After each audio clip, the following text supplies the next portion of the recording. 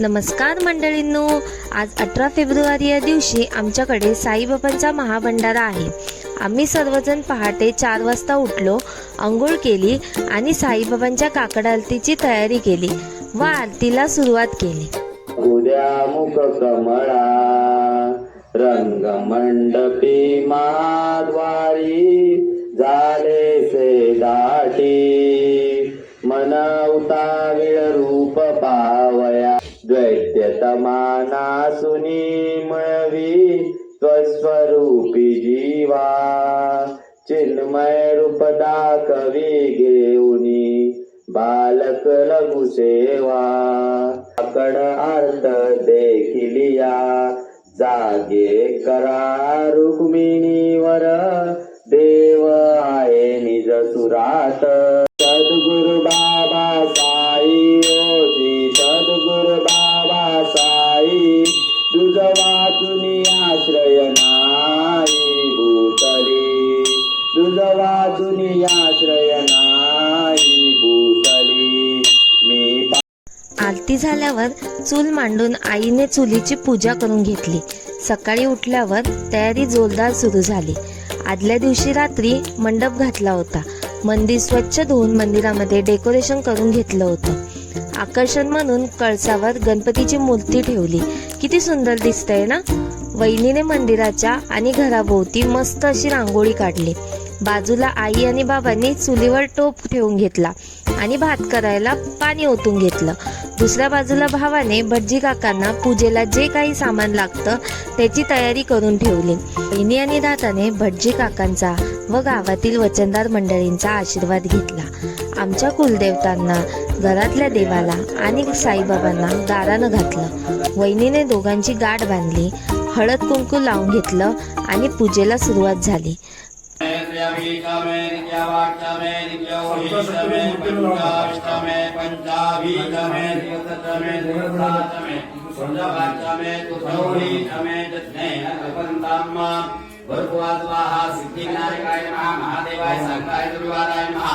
साईनाथाय सांगाय सत्रिवाराय नमो नमः वयोदधी कृत मधु शर्करा मित पंचामृत स्नानं समर्पयामि।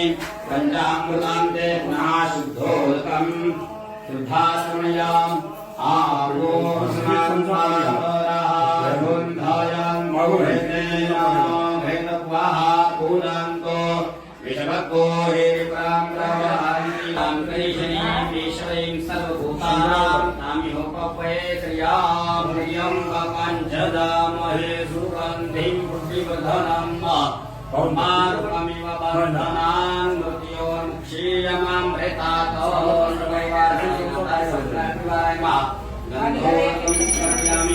गन्धोदकान्ते पुनः।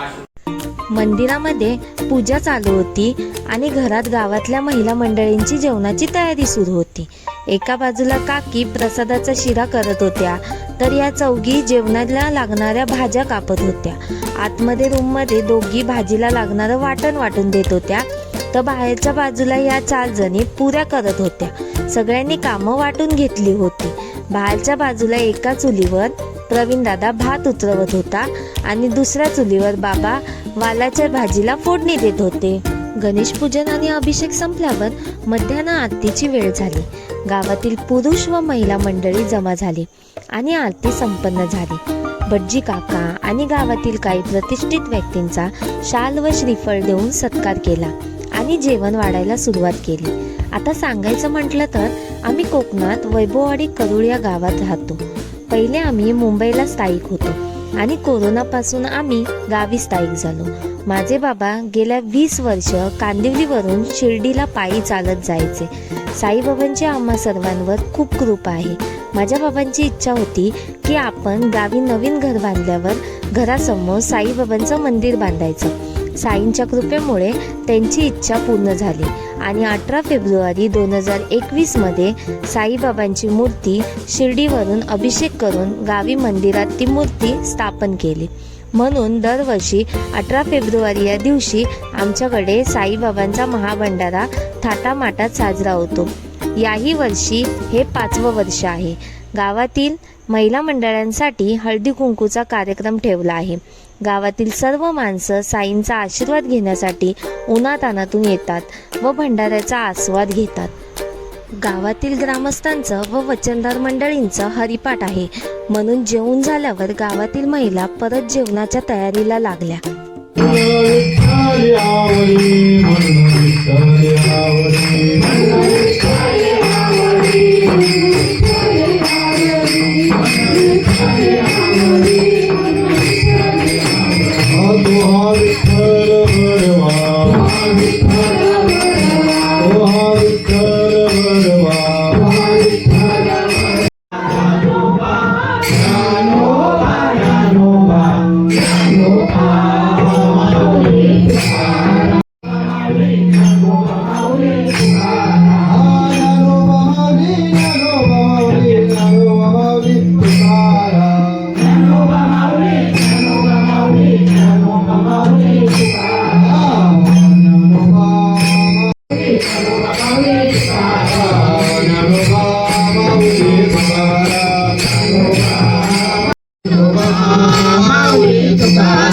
श्री राधे गोपाल भजो मन श्री राधे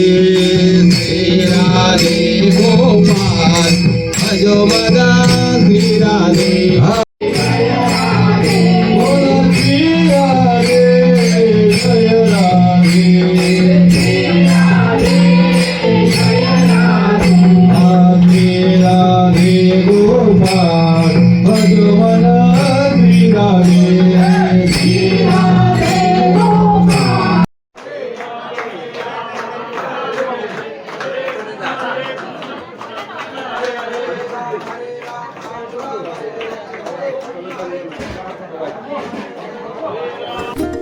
हरिपाठ संपल्यावर विठ्ठलाचं नामस्मरण करत भक्तांनी साई भंडाऱ्याचा आस्वाद घेतला व करूळ गावातील वारकरी मंडळींचा शाल व श्रीफळ देऊन सत्कार करण्यात आला.